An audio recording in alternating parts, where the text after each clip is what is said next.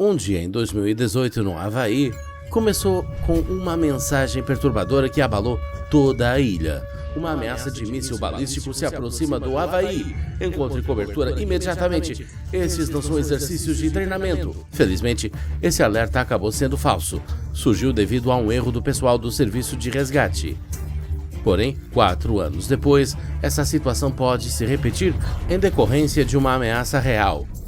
O SIPRI, Stockholm International Peace Research Institute, declara que o risco de usar armas nucleares é agora o maior desde a Guerra Fria. Essa possibilidade é alarmante para pessoas de todo o mundo. A principal razão para a ansiedade é causada pelo medo de não entender como os eventos podem se desenvolver se uma guerra nuclear acontecer. Quais territórios serão afetados? Os militares serão capazes de proteger seu país? Qual é a probabilidade de sobreviver após um ataque nuclear? O que acontecerá com o planeta e a humanidade se um inverno nuclear acontecer? Quais países estão incluídos no chamado clube nuclear? Ou seja, possuem ogivas nucleares. Este grupo inclui os Estados Unidos, Rússia, Grã-Bretanha, França, China, Índia, Paquistão e Coreia do Norte. Acredita-se também que Israel tenha armas nucleares. De acordo com o SIPRI, 9 países da Terra possuem mais de 13 mil ogivas nucleares em seu arsenal. De todas as potências nucleares existentes, apenas os Estados Unidos e a Rússia possuem a tríade nuclear. Portanto, simularemos um possível confronto entre esses países. A tríade nuclear dos Estados Unidos consiste em componentes terrestres, marítimos e aéreos. O componente terrestre são os mísseis balísticos intercontinentais LGM-30 Minuteman III, com uma força destrutiva 40 vezes maior que a da explosão em Hiroshima. Os mísseis estão localizados em silos subterrâneos, capazes de resistir a uma explosão nuclear próxima, e são dispersos em vários estados do centro-oeste, tornando esse tipo de utilização menos vulnerável. Além disso, uma das vantagens de tal base é a capacidade de lançar mísseis rapidamente, em 5 minutos. Além disso, em caso de destruição dos centros de controle de lançamento, esses mísseis podem ser lançados remotamente do centro de comando aéreo. O segundo tipo de porta-aviões são mísseis lançados do ar com ogivas nucleares e bombas nucleares nos bombardeiros estratégicos Boeing B-52H Stratofortress e B-2 Spirit. A principal vantagem desse tipo de porta-aviões é que, se necessário, os bombardeiros podem ser retirados antes do lançamento dos mísseis. Também é difícil detectar mísseis já lançados em radares inimigos. Isso tornará difícil para as forças antimísseis inimigas eliminá-los. E mais de 70% de todas as ogivas nucleares dos Estados Unidos estão em submarinos nucleares da classe Ohio. Sua principal vantagem é a alta manobrabilidade e a dificuldade de serem detectados pelo inimigo. Cada submarino carrega até 24 mísseis balísticos intercontinentais Trident. Mísseis lançados de submarinos são considerados as armas mais perigosas em uma hipotética guerra nuclear. Então, o que acontecerá se um dos países decidir usar armas nucleares? No caso de uma ameaça real de ataque nuclear, os Estados Unidos agirão de acordo com seu único plano operacional integrado. A principal tarefa da defesa estratégica é garantir a segurança do presidente e a chave para a defesa dos Estados Unidos. Se o presidente dos Estados Unidos estiver fora de postos do comando estacionário, como a sala de situação da Casa Branca ou os centros de operações de emergência presidencial, ele se comunicará com o Pentágono por meio de dispositivos de portfólio nuclear. Depois que o Pentágono confirma que é o presidente quem dá as ordens, suas ações não podem ser rejeitadas. Mas quem dará as ordens se o presidente estiver no epicentro da explosão durante o primeiro ataque e morrer? Neste caso, a ordem de sucessão é fixada na Constituição. Se o presidente estiver inabilitado, seu lugar deve ser ocupado pelo vice-presidente, a seguir na lista: o presidente da Câmara dos Deputados, o presidente do Senado, o secretário de Estado e, a seguir, os ministros seguem uma ordem específica. Então, voltemos aos possíveis ataques. O objetivo da Rússia pode ser o território dos Estados Unidos e um dos países europeus da OTAN. Assim que os satélites de reconhecimento infravermelho detectam a pluma de fogo de controle de um lançamento de míssil balístico intercontinental de uma base de mísseis no sul da Rússia, essa informação é relatada ao presidente dos Estados Unidos.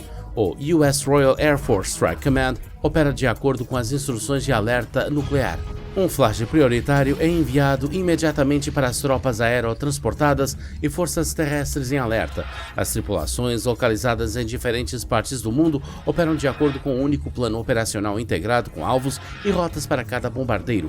Em poucos minutos, as tripulações prontas para o combate estão indo para o ponto de articulação perto da Rússia. Ao mesmo tempo, mísseis nas profundezas das minas do meio-oeste são colocados em alerta máximo. Submarinos com mísseis balísticos a bordo estão se dirigindo para as costas da Rússia, enquanto os submarinos de combate são enviados em busca de porta-mísseis submarinos russos para destruí-los imediatamente. Um míssil nuclear russo atinge seu alvo na Europa Ocidental. O presidente dá ordem para um ataque de retaliação. Ao mesmo tempo, o Reino Unido lança ataques nucleares de retaliação nas principais cidades russas e Moscou dá a ordem final para um ataque nuclear em grande escala. Assim que os ICBMs russos sobem na atmosfera, uma onda de sistemas de defesa antimísseis americanos entra imediatamente em ação. No estágio de decolagem de mísseis, eles tentarão eliminá-los com sistema de laser a bordo. Então, os interceptadores terrestres entrarão em ação. Segundo estimativas preliminares, o sistema de defesa antimísseis será capaz de eliminar cerca de 56% dos mísseis balísticos e ainda metade das armas mortais será capaz de chegar ao seu destino. Simultaneamente ao lançamento do sistema antimísseis nos Estados Unidos, é dada uma ordem para uma resposta em grande escala. Os militares do meio-oeste disparam mísseis de minas subterrâneas. Os bombardeiros americanos estão se dirigindo para os pontos de lançamento de mísseis nucleares. Os submarinos sobem à superfície e mísseis são lançados. Os sistemas de defesa antimísseis russos são implantados para interceptar mísseis, mas a maioria deles atinge seus alvos. Nesse momento, o presidente ou aquele que se tornou seu sucessor, juntamente com a alta liderança militar, é levado em um avião especial para um território não contaminado, de onde continuará a liderar o país. Tal previsão é a modelagem condicional do possível desenvolvimento de eventos. Mesmo assim, devemos entender que não importa como a guerra nuclear se desenvolva, as perdas serão colossais. É muito provável que muitas grandes cidades sejam destruídas, assim como as pessoas presas no epicentro das explosões. E aqueles que sobreviverem serão afetados pela doença da radiação com vários graus de gravidade. Mesmo países não afetados por ataques nucleares viverão em um mundo com enormes problemas humanitários. De acordo com uma nova pesquisa realizada por cientistas da Universidade da Louisiana, se uma guerra nuclear estourar entre a Rússia e a OTAN, essa catástrofe afetará todo o planeta. Segundo os cientistas, as tempestades de fogo resultantes de ataques nucleares se transformarão em fumaça. Isso bloqueará a maior parte da luz do Sol e levará ao fracasso global das colheitas, que, por sua vez, levará à fome global. Além disso, a modelagem mostra que ficará imediatamente mais frio no primeiro mês após as explosões nucleares na Terra. A temperatura média do planeta diminuirá 10 graus Celsius, caindo em algumas regiões 30 graus Celsius. Este é um declínio mais significativo do que o observado durante a última era glacial. A pesquisa mostrou que após a aplicação de ataques nucleares, a temperatura nos oceanos também cairá rapidamente, e esse número não voltará aos níveis pré-guerra por muito tempo. A quantidade de gelo marinho aumentará em bilhões de quilômetros quadrados. No hemisfério norte, muitos grandes portos marítimos serão imediatamente bloqueados. Além disso, o gelo do mar se deslocará e não apenas bloqueará os portos, mas também causará a interrupção do transporte marítimo no hemisfério norte. Levará à interrupção do comércio e a problemas com a entrega de alimentos em algumas regiões. Temperaturas mais baixas e menos luz solar destruirão todas as algas, a espinha dorsal da cadeia alimentar neste ecossistema. Isso é verdadeiro especialmente para os oceanos Atlântico, Norte e Pacífico. Nos oceanos, assim como na Terra, a fome virá. A pesquisa mostra que no modelo Rússia versus OTAN levará décadas para a Terra se recuperar e centenas de anos para os oceanos. Sim, é um cenário assustador. E a primeira pergunta que surge a partir de tais previsões é: como é que a humanidade, com seu nível de desenvolvimento na ciência, na filosofia e no humanismo, chegou ao limiar do fim da civilização?